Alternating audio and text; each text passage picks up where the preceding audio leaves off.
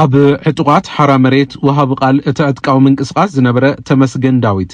قالسي تچوي بمبال ناب كتما مقلات يلم اتي قالسي بمنسي ولدوك مرحنا تغبو بودن طرويو مرح زلو بتوساق دما اتي قالسي تچويو ننگدن والقربحانيو عللو كبل تمسجن كشيشيم ابز غداي طميتو ملاش ازازيتوم عتقات برغادي جنرال غبر እግዚአብሔር በየነ ወደን ጥሩ ሐቲትና ለና اب ጸብጻብ ድማ ተመስገን ንምንታይን መቀለ ተመሊሱ ቃልሲ ተጨዊው ዝበለሉ ምክንያት እንታዩ ተወሳኺ አዛዝቶም ዕጡቃት ብዛዕባ ተመስገን እንታይብል ምስገለ መራሕቲ ሰራዊት ትግራይ ይርከበለው ዝበለውን ምስመኒው ዝብል ሐቲትና ለና ስልጣን መንእሰይ ወለዶ ክሕዞ ይግባ ብዛዕባ ዝተባሃለውን ምላሹ ሐቲትና ያለና ካሎት ጉዳያቱን ክንደስሲና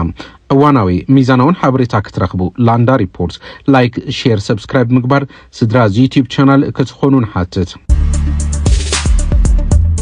ተመስገን ዳዊት አብ ማህበራው መራኽቦ ብዛዕባ መንቀስቃስ ዕጡቃት ሓራ መሬት በዝውልቀ ሰበብ ቢሊው ህዝቢ ይፈልጦ ነይሩ ተመስገን አብ ፌስቡክን ዩቲዩብን ንመራሕቶም ዕጡቃት ቃል መጠይቅውንና ገበረ ይፍኑ ነይሩ ቃል ሰሓራ መሬት ገዲፉ ናብ ከተማ መቀለ ትማል ሰንበት አማሱ ከምዛአቶ ይግለጽሎም ሎሞ አንቲ አብናይ ባዕሉ ፌስቡክ ገጽ ሐወልት ሰማዕታት መቀለ በድሕሪቱ ገይሩ ናይ ይቅሬታ ቪዲዮ ፈንዮሎም ንመንግስቲ ህዝብን ሰራዊትን ትግራይ ድማ ነቲ ዝነበረው ዕጥቃው ቃልሲ ከምዘናስሖብ ምግላጽ ይቅሬታ ሐቲችም አፍቱ ማህበራዊ ሚዲያታት ጣዕሚ ቢዚ ኮይኑ ጸኒሑ ያውቱ አባይታ ለሉ ሐቂ ያው እሱ ማለት በድሕሪቱ ይለሎ ሐወልት ይመስክረሎ አነ ያው በቱ ህዝብን መንግስትን ዝገበረለይ ጻውዒት መሰረት ላ ትግራይ ዓዲ ተመሊሰኒኹ ስለዚህ ቅድሚያ ከውለል ደሊ بالتفلاليه መንገዲ ተሸውድና ሓራ መሬት ዝብል ሽም ሒዝና በረኻ ወፂና ንህዝቢ መንግስቲ ከመውን ትዴፍ ብጾተይ ለቀየምኩም ቂም ብሽም ሰማዕታት ብሽም ኩሉ ስው ብጻይ ይቅርታ ክትገብሩለይ እንደሓተትኩ ያው ንቀጻሊ ለለው መልእክታቱን بالتفلاليه ሚዲያታት ከመጽየ አማኻና ዜና ትግራይ ቴሌቪዥንን ድምጾ ያንን ቀሪቡ ድማ በሽም ሓራ መሬት ኣብ ዓፋር ዘለው ዕጡቃት ዘፈጥርዎ መንቅስቃስ ከባቢያዊ መልክዕ ዝሓዘን ናብ ንግዳዊ መንቅስቃስ ተቀይሩ ይክብል ተመስገን ከሲሱም መጀመሪያ ዓላማን ትናይ ኸዛ ዓላማን አይረኸ መጀመሪያ ለኸድናሉ ወረዳ ሓጺር ሰዓት ትናይ ትግራይ ለነበረ ኩነታት ከመዓራረ ሓቢርና ምስ ትዴፋት ኩልና ኮይና ወረድቱ ለነበረ ኩነታት ከመዓራር ይምበር ከምዚ ናኸዝ ሒዝዎ ለሎ ዓላማ كخون expect يقرناي مالت جزء بالوسط قصر يفتو حرام مريت علامنا غير يمتصي مالتي احنا علامنا يا حزب واحد النت من صايو بوليتيكا تግራይ متعر الرأي للحتوتات يوم نيرهم توم مسرتاو ነገር ካልኦት توم لنور حتوتات مالتي ساتهم بوقتو مفتح خرخومو توليلنا وصيلناس كنملس بحاده خوينا احنا حتى لول ነገር ينيرو زن تايم مالت جزء بالوسط قصر ግን تو ناي حرام مريت قالسي نا بيزنس يتغير ناب نقد تغيرو زبلو قالس حرام مريت بمقداف بمنجستن حزبن صاوعي سلاز قربلي ناب عدي تمليسا كبل تمسجن كليصوم نغاد وزيهم بطعمي بالخف منجدي نغاد وزيهم مالت افتو علامه مسرت غيرو لك على السب ليخونس هيوتو مغيري አዲስ አበባ ለሎ መሪሕነትን ታሕቲ አብዓላ ኣብ ታሕቲ አባይታ ለሎ ሰራዊትን ምድሪ ሰማይ ማይ ጋኔ ማለት ምክንያቱ ቲ ካሊ ህይወት ስለ ካሊ ህይወቱ ምምሕያሽ ካሊ ርእቱ ሰራዊት ኣብ ታሕቲ ለሎ አባይታ ኮይኑ ኣብ መሬት ኮይኑ ኣብ ድፋዕ ኮይኑ ነገራት ምንም ሙዓድ ድፋዕ ላይ ይድሓዘሉ ኩነታት ማለት እና እዚ ወድዚ ይገጥምና ስለዚህ ግዜ بالخደ ቁጥሪ ዕላምኡ سلل غيرنا ناي تግራይ حيل سلام وي دما حرام مريت للسراويت وردانا ون بتسو علامه سوق خيد سللي دلخو امونغو تطو بيله لبعدي تمليس لخو معناتي حزبن منغستن بزغبرلي صاوعت بفلاي لعلوت مرارحه تعطق حيلي ابديس هابا ناي متوتنا ابراهيم ينبرو زلو زبل خوينو منا اسي سلطان كركبو لو ميلنا ناب قال سوفيرنا ناب تقال سناغنا انودن طرو مصيوم حيزوم وكبل حبيرم بيت مرحتي لبحلو ناي تግራይ ወይ ናይ ሓራ መሬት ልባል ሰራዊት ላዕሎ ተመራራህ ልባሉ መኖሪያም አዲስ አበባ እዩ ሌክዠሪ ህይወት እዮም ነው ርሳቶ ኒው ልባል ህይወት እዮም ነው ጽቡቅ ህይወት እዮም ነው ስለዚህ ያው ቱ ኢንካም ወን ካፍቱ ልመጽ ካውዚ ተዋሂሉ ልመጽ ለተሰራዊት ሓንተ ከስክስኳስ የተገዛቲ ለኾነት መغيرት ነገር የተገዛቲ ሳቶም ግን ህይወቶም ቀይሮም ነው ማለት ስለዚህ سويت مرتع تناتهم هيوت مغير مالت كاو تفلالي بوتاتات مصيوم بسرونتهم اديسا واللو كوماند توهيلهم مرحتي توهيلهم تصوع ساعات ساتهم مصيوم مالت اماخرت كخونو ايتو تتحسب بسرون مجمريا نبر مالت تمنسي غزناينا حتى كو تمنسي لابوتو يمصاندي مالت منسي لا لخونه يشغاشغ بوتاي حاز اندي نيرو او حرامريت مصيوم كعا بعلم اتيم بعلم حيزومو ስለዚህ ቦታ አይና ቀይርና ነበር ምንም ለውጥ ተቀየረ ነገር የለ ማለት ነው ምክንያቱ አነ ለው حرامريت ለወረድ ኩሉ መንሰይ ለቦታ ይካተት ይውጻ ተዓዲ መንሰይ ይረከባል ለሕቶታት ነይሩ ስለዚህ ወደን ጥሩ ለحرامريت ወሪዱ ወይ ካል አካል حرامريت ወሪዱ መንሰይ ከሆነ ይኸዲ ተዓዲ ውሳያ ስለዚህ አማኻር ኮይኑ ካልኦት መንሰያት ላብላዕል ወጽዮም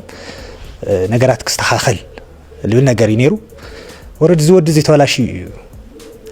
زوسان زوسينما ابز حزوان قالسو بزي عتقون مكياد علمو كم زنقساقس زغلصه تمسجن اب حرامريت نزلو عطقات كم تاز وسدكوم صويع عدوم كملسوم يكبل غليصيم كل حرامريت لي مرض كل منغدي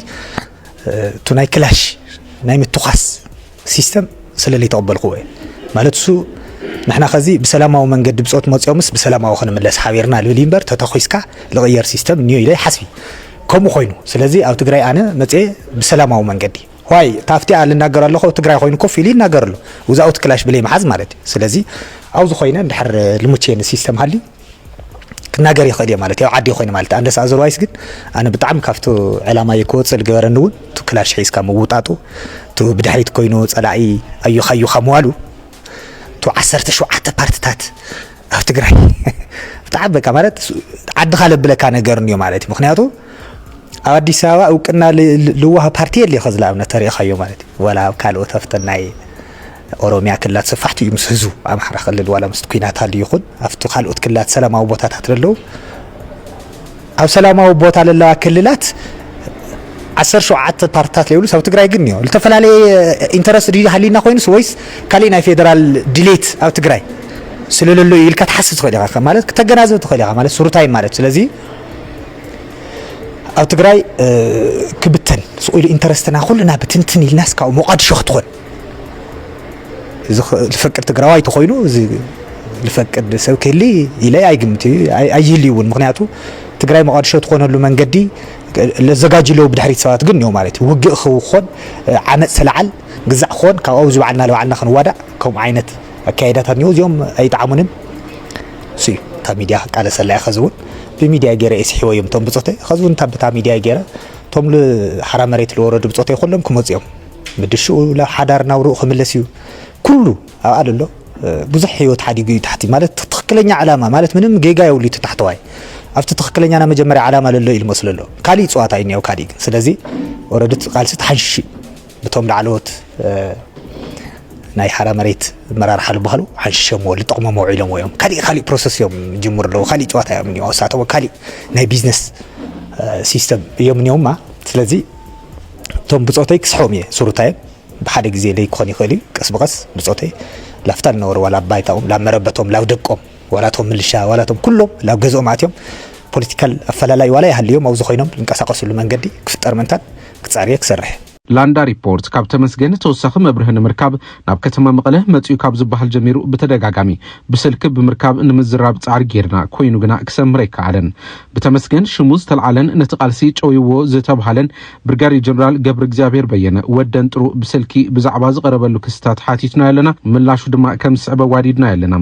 ተመስገን አቀዲሙ ወሃብ ቃልን አትሓባርን ክፍል ሚዲያ እትምንቅሳስ ኮይኑ ይሰርሕ መንባሩ ዝገለጸት ጀነራል እቲ ናይ ኮሙኒኬሽን ስራሕቲ በዘፈቀደ ዝኸ دن زيتودبن نيرلم نتي نا حرامريت سرحت ميدياون جماريو نسو سلازدبره كم دلايو زغبرو نيرو كبل تزاريبم نتي نا ميديان كومونيكيشن سرحتي بزتودبن بتكالاو سرارحان كمراح سلازتوسنه متعراي تغيريلم بزدما نتبوتا زمطونو سبات ممينا ممداب جمبرنا زبله برغادير جنرال ገብረ እግዚአብሔር በየነ ወደን ጥሩ ነተመስገን ቀድማ ሓደ ወርሒ ካብቱ ቦታ ክልዓል ኣብ ክንዱ ድማ መንግስት ኣብ ተስፋይ ደስ የሽናፍን ካልእ ተመስገን ዝበሃልን ናይ ሚዲያን ኮሙኒኬሽንን ልምድን ሞያን ዘለዎም ሰባት መዲብና ክብል ተዛሪቡም አተሓባር ድማ መንግስት ኣብ ተስፋይ ኮይኑ ኢሎም ተመስገን ዳዊት በተስተምሃሮ ስነ ዜጋን ስነ ምግባርን መሰረት ድማ ኣብ ኢንዶክትሪኔሽን ተመዲቡ በዚ ኸይዲ ምትዕራይ ተመስገን ሕጉሰ ይነበረን ኢሉ ጀነራል በትምደባ ከም ዘይተሐጎሰ ንጊርና ኮይኑ ግና እቶም ኣብ ሚድያ ዝተመደቡ በትምህርቶምን በስራሕ ልምዶምን ዝምጥኑ ምዃኖም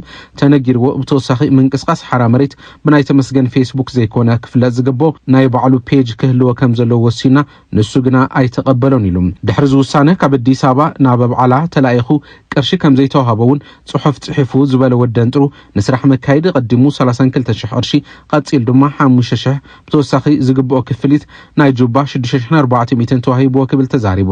ኣብዚ ኩሉ ኸይዲ በተደጋጋሚ ቅርሺ ተዋሃበንን ክብል ይጽሕፍ ነይሩ ክብል ወደንጥሩ ይኸስስ ተወሳኺ ድማ ተመስገን ምስ ሓላፊ ክፍሊ ስልያ ሰራዊት ትግራይ ኮሎኔል ተወልደ ገብረተንሳይ እንበብ ካብ ቅድሚ 3 ወርሕ ጀሚሩ ርክብ ከም ዘለው በጽሕናሉ ኢሉ 20000 ቅርሺውን ብሳልሳይ ወገን ከም ዝተላኣኾ ረጋጊጽና እዚ መደለሊ ምዃኑ እትርክቡ እንደው ከብሎን ተነጊር ወይሉ ብርጋዴር ጀነራል ገብረ እግዚአብሔር በየነም ኣብዚ ኸይዲ ሽም ሰባት ኣብ ማሕበራዊ መራኸቦ ምጽላም ጀሚሩ ዝበለት ጀነራል ነጥቃልሲ ይዕንቅፉ ዝበሎም ስራሕቲ ምፍጻም ጀሚሩ ክብል ከሲሱ ናቱ ድሌት ተኣሲሩ ዝናክረክብ እዩ ንሕና ግና ክእሰር የብሉን ብምባል ወሲና ኢሉ ናብ ትግራይ ከኣቱ ከም ዝደል ድማ ፈሊጥና ክብል ተዛሪቡ ቅድሚ 4 መዓልቲ ድማ ዋላውን ቲኬት ቆሪጽኩም ንመቐለ ስደድዎ ክብል ተዛሪበ ነይረ ኢሉ ሓቢሩ ተመስገን ምስ ማዕኸና ዜና ትግራይ ኣብ ዝገብሮ ቃል መጠይቅ ብርጋዴር ጀነራል ገብረ እግዚአብሔር በየነ ወደንጥሩ ሓደ ካብቶም ንቃልሲ መናእሰይ ዝጨው እዮም ኢሉ ኣብዚ ጉዳይ እንታይ ምላሽ ለካ ዝብል ሕቶ ሓቲትናዮ ኣነ ባዕለይ ስልጣን ኣይሓዝኩን እቶም መናእሰዮም ምርሐና መዋጾ ኩንና ኢሎም ነበር ከመርሖም ኢለውን ኣይከድኩን ኩነታቶም ክርእየ ከይደ ነይረ ዝበለ ኮይኑ ንተመስገን ሓዊሱ ብዙሓት መናእሰይ ነቲ ቃልሲ ይመርሕዎ እዮም ኢሉ ኣብዚ ሓለፈ ህይወትና ዘይሰራሕናዮ ንምስትኻል ምስ መናእሰይ ሓቢርና ኮይና ንምስራሕ እምበር ናይ ስልጣን ባህጊ የብልናን ክብል ምላሽ ሂቡ ኣብ በብመሓውር ድማ መናእሰዮም ነቲ ቃልሲ ይመርሕዎ ዘለው ክብል እቲ ጀነራል ሓቢሮሎም ነቲ ቃልሲ ናብ ውልቃው ረብሓን ሸቐጥን ተቐይሩ ንዝብል ክስ ተመስገን ንኣዛዝቶም ዕጡቃት ሓቲትናዮ ነቲ ቃልሲ ናብ ሸቐጥ ካብ ዝቐየሩ ሓደ ባዕሉ ተመስገን እዩ ዝበለ ወደንጥሩ ነቲ ቃልሲን ምዕንቃፍ ናብ ሸቐጥ ዝቐየሩ ንተመስገን ሓዊሱ ኣለው ክብል ተዛሪቡ ነቲ ዘሎ ፈላላይ ብሰላማዊ መንገዲ ንምውዳእ ዝተጀመረ ምንቅስቃስ ኣለዶ ኣብ ትግራይ ዝተጣየሸ ጉባኤ ዘተን ምርዳእንኸ ረኺብኩም ይፈልጥ ዶ ዝብል እውን ሓቲትናዮ ዛጊድ ነቲ ኩነታት ብሰላማዊ መንገዲ ንምውዳእ ዝተንቀሳቀሰ ኣካል የለን ካብ ጉባኤ ዘተን ምርዳእን እውን አና ዝረኸበና የለን ክብል ምላሽ ሂቡ ቅድሚ ሕዚ ንላንዳ ሪፖርት ተኣዛዚ ኣብ ዝሃበ መብርሂ ሰላማዊ ልዝብ ንምክያድ ኣቀዲሙ ኣብ ትግራይ ቦታ እንትወሃበና ጥራሕና ንደራደር እምበር ኣብ ዓፋር ኮይና ንጅምሮ ድርድር የለን ክብል ምላሽ ሂቡ ምንባሩ ይዝከር እዩ ተመስገን ዳዊት ብብርጋዴር ጀነራል ገብረ እግዚአብሔር በየነ ወደንጥሩ ዘቀረበሉ ውንጀላ መብርሂ ክበና በተደጋጋሚ ብስልኪ ክንረኽቦ ጻዕሪ ዝገበርና ኮይና ግና ክሰምረ ይከኣለን ኩብራ ተኸታተልቲ ላንዳ ሪፖርት ንሎም ዝሓዝናይ ምድላው ኣብዚ ዛዚምና ኣለና ስለስተኸታተልኩምና ነመስግን ላንዳ ሪፖርት ላይክ ሼር ሰብስክራይብ ምግባር ስድራ እዚ ዩቲዩብ ቻናል ክትኾኑን ሓትት ሰላም